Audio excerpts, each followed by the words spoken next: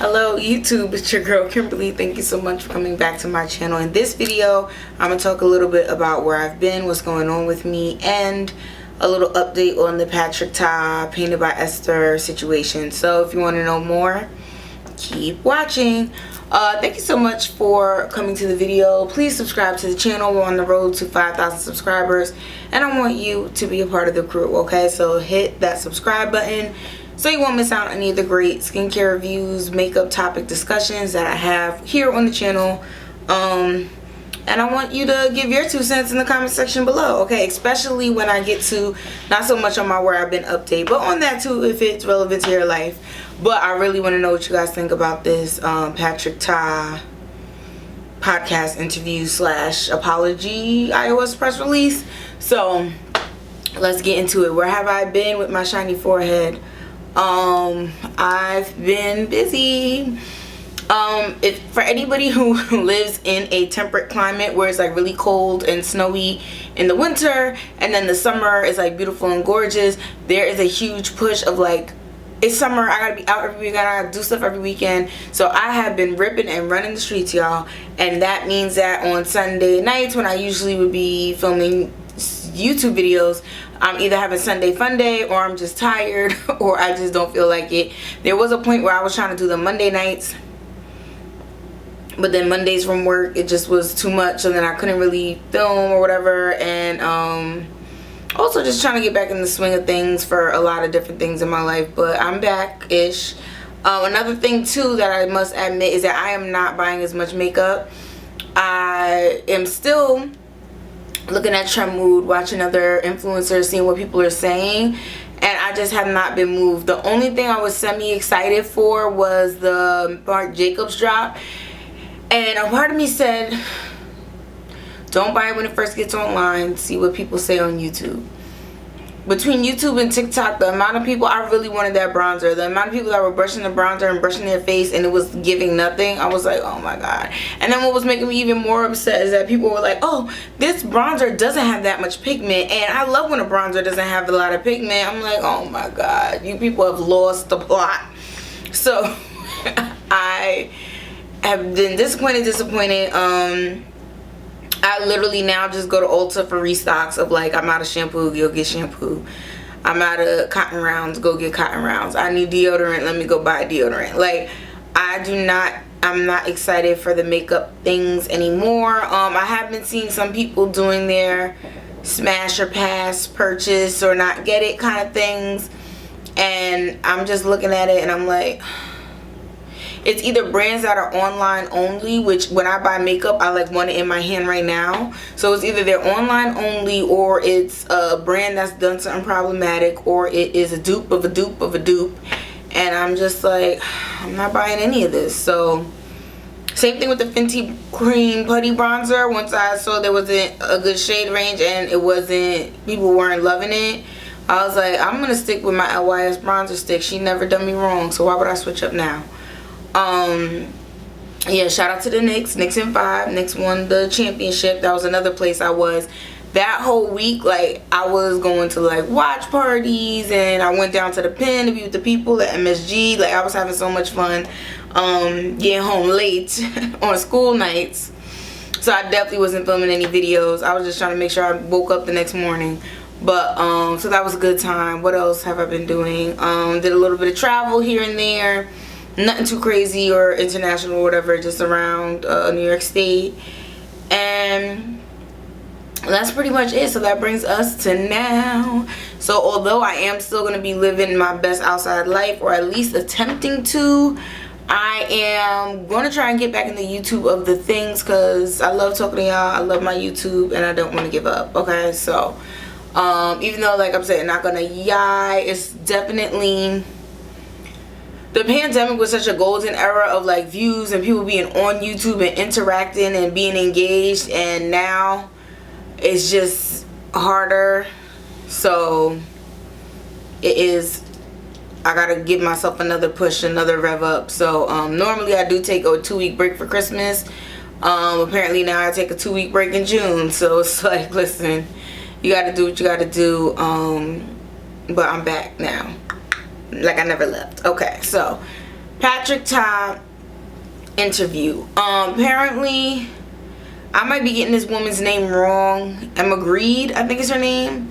And she's like a business partner in Good, or like a co-owner of Good American with Khloe Kardashian, or she has some connection to successful businesses with the Kardashians. And she does a lot of, it's not necessarily breaking news interviews in beauty, but like high profile. So normally what happens is like the situation happens on the internet, and then a month later they're on her podcast. So this happened with the founder of Ami Coley.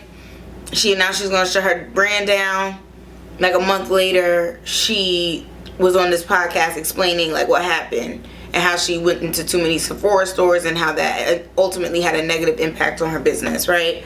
So Patrick Ta, same thing. Online controversy with stealing Painted by Esther's technique. In the moment that she popularized it, taking transitional blush and trying to trademark it and all this stuff, and then basically seeing the backlash on the internet, seeing all the love that the MAC blushes got because of Painted by Esther, and then now a month later he's coming and basically trying to quote unquote tell his side of the story. I watched clips. I did not watch the full interview, so I'm gonna say that as a caveat, because maybe if you did watch the full interview, you can chime in and let me know if I'm wrong. But based on the clips that I saw, it further gave the impression that Patrick Ta is not trustworthy. Because this is not in a vacuum. So you have Ariana Starr, Gloria, other TikTok influencers saying Patrick Ta never paid me for my work. Then, well no, first you have the eyeshadow duos that were $52 that were dropping out the pan. Then you have Arya Starr, Gloria, all of these TikTok influencers saying that he never paid me. And also there was, if I'm not mistaken, some Asian women who did a AAPI campaign for him that never got paid, or they were supposed to be compensated in some certain way and they didn't get what they were supposed to get, allegedly. So all of this has already happened. With the whole Arya Starr thing, he made the apology video the first time where he was just normal, posted it, deleted it, uploaded a new apology where he was crying. So all of this has already happened. So because this happened, it's already like, okay, I kind of don't really believe what you say. Sometimes it seems performative, doesn't really feel that genuine. The thing with the eyeshadows falling out, never really addressed that. And also, as one of the people who were the purchasers of the original highlighter that was so jacked up that you ended up having to reformulate it, and we never got any money back or a high five or a 10% off. We got nothing. We just got a crappy highlighter, which I tried to use and make the best of it because my money was gone. But it's like, the product's so bad you have to reformulate it, but the people who bought it were stuck with it. Like, okay, but you know, charge that to the makeup game. Happens, I guess. So all these controversies have happened with him already, just for you to circle back and do some nonsense like this. I feel like if you already know you had all these controversies with your brand and stuff in the past, as soon as I seen the backlash about the transitional blush, I would have just put out the apology that day and been like, listen, we want you to enjoy the products, we want you to have fun with the technique. It was never our plan to make it seem like we were taking someone else's idea. We love her, this is what we want, and in honor of her or something, we're gonna either donate to somebody or do something. And that should have been it. This whole thing of him doubling down and liking comments and stuff, it's making it less and less believable that you're actually sorry. So then you get on this podcast, stuff that he said in the clips that is not believable. One, he said that Esther wasn't taking any paid campaigns. That is not true. She just did a paid collaboration with Kosas. So also, how do you know whether or not she's taking deals? When she sits down and talks to you, she's not going to be like, oh, and by the way, these are the 10 other deals that I have in the pipeline that I'm working on. Like, no. So you wouldn't know. But also, we seen the Kosas collaboration, so we know she's working with somebody. And then we seen the Mac one, so we know she's taking paid collaborations with people. So that wasn't true. 2, you said that your partner, that it was misrepresented, the situation with your partner trying to get their makeup done, and that content was always a part of it and recording was always a part of it, yada yada yada. If you didn't have a deal to do a collaboration, what are you filming for? Nobody has explained that. Either the partner was coming to get their personal makeup done, or they were coming for a collaboration to film her doing makeup. Those are the only 2 options. There's no in between. Like, so for you to say that, oh, filming and content was always involved, why would filming and content be involved if you didn't have a collaboration deal with her? What are we doing here? And then that also brings us back to what I almost forgot to talk about, Jules saying that he flew her out to do the very demure for the foundation launch and never paid her. So were you going to try and pull a Jules on Painted by Esther to make her do a collaboration and not get her fair share or fair contract? Because you were going to pull the okie doke because it wasn't a collaboration, but you were going to film her doing makeup? And also, she does makeup with the products she uses. So what are you going to do? Sneak in these new products that you just created? Like, oh, by the way, move away from your kit and here's some new things we just invented. You want to try and do your look with that? No. That's a collaboration deal that you need to pay for the correct way and get it done. So that was another thing that he said that was sus in his little social media podcast little comeback. And just the way he was talking and what he was saying, it just didn't seem genuine. It didn't seem like it was coming from the heart. It was a day late, it's $1 short, and it's just like, we have so many makeup brands. You have to understand, when we go into Sephora or Ulta or even Macy's, there are 1,000 different decisions I could make about every foundation, concealer, lipstick, blush, powder, contour, bronzer, highlighter. Like, I could go any which way in Sephora and put my hand and reach out to a brand that has exactly what your brand has, and I would want to get it over your brand because you now have this long track record of being problematic to people in the beauty community.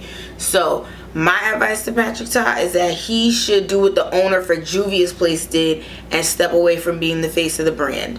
I think he should find a well-respected, I mean, I don't even know if any makeup artists are going to want to work with him after this.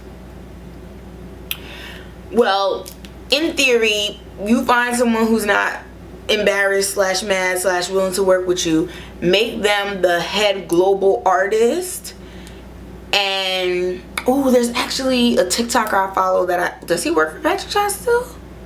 I don't know, but yeah, so pick somebody who's on the makeup artist team, elevate them to being the face of the brand, and just, well, pre-scrub their social medias and make sure it's nothing bad, offensive, going to get you caught up, but have them be the face of the brand. And because they don't have that much baggage attached to them like you do, the brand will be able to move forward, be successful to some people, and you can continue to thrive. Because the Juvia's Place founder, baby, if you was on YouTube beauty community back in the mid-aughts, I guess we'll call it, 2015, 2016, or was that like 2012? Well, every year where she was going back and forth with Jackie Aina saying hateful stuff to black African Americans and all up on Jeffree Star, yeah, she was a fool, she was a mess. And to this day, I don't buy Juvia's Place products or feature Juvia's Place on my channel, but a lot of people, especially younger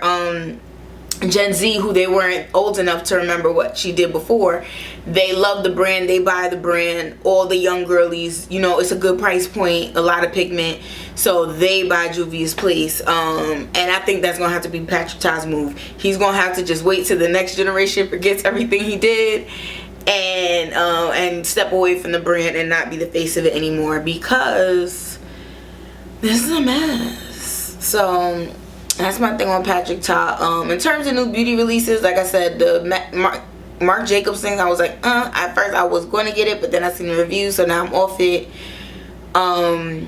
NYX has like all these fat oil, body oil things, and I used to love the Fenty Lava, what was it called? Fenty Lava something. It was like a body product that she had, and I used to love that stuff. But I used to have to like put a light dusting of powder sometimes because I'm sweaty and I wanted it to set and all this kind of stuff. So then I was like, I don't want to hug somebody and be the brown spot on the white shirt, so I'm not going to do the body makeup in the summertime. Like, I'm just gonna have to put some lotion and body oil, and it's gonna have to absorb fully, and whatever natural sheen is left behind is what I'm gonna have, because I don't want to like saturate myself with this stuff. But I've been seeing so many of the girls doing like the chest highlights and stuff like that, and I'm like, oh, it's so cute, but I'm just a sweaty Betty, so I don't know if I could ever make it work. But I'm loving the looks, I'm loving the creativity of what people are doing with the makeup, but I'm doing those things with existing products at my house. I'm not getting anything new because nothing new is speaking to me. So we're gonna see what happens. There was a year where randomly a whole bunch of brands came out with great stuff in like August and September. So I'm hoping that that happens again, so I can find some stuff to get excited about. Or what I'm gonna do is do a deep dive on some brands that I love their stuff, but I just don't have that much stuff in them. So I'm thinking like About Face, taking a real good look at the NYX other new things they came out with. Maybe going back to some things I didn't try. Like, I never tried the NYX Buttermilk blushes. Like, the bronzers were so bad that I just ignored the rest of the Buttermilk line. I haven't tried the skin tint. Is there a Buttermilk concealer? Whatever is in the Buttermilk after that bronzer pissed me off. I haven't tried anything else. So I'm thinking maybe I'll go back, old things, see what's good. But not really that excited about the makeup. Now when it comes to skincare, I am having fun trying new like different skincare products and testing them out. But even that, I'm being very strategic, because since it is outside time, I don't want to have a whole bunch of allergic reactions and negative impacts on my skin. So I am even slowing down with that.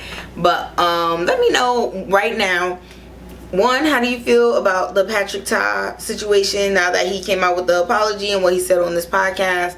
Two, are you feeling excited about makeup, skincare, hair? Are you buying things? Are you literally just replacing what you need because you're over it? And three, are there any other things that are like having a factor on why you're not really into makeup right now? I've been seeing a lot of people on TikTok saying that they're over buying multiple color cosmetics for when they tan in the summer. So they're literally just like, it's gloss and mascara and eyeshadow until I'm back to normal color, because I'm not buying extra stuff. So let me know if that's kind of how you're feeling about that too. But thank you so much for taking the time to watch my video. I'll see you in the next one. Bye.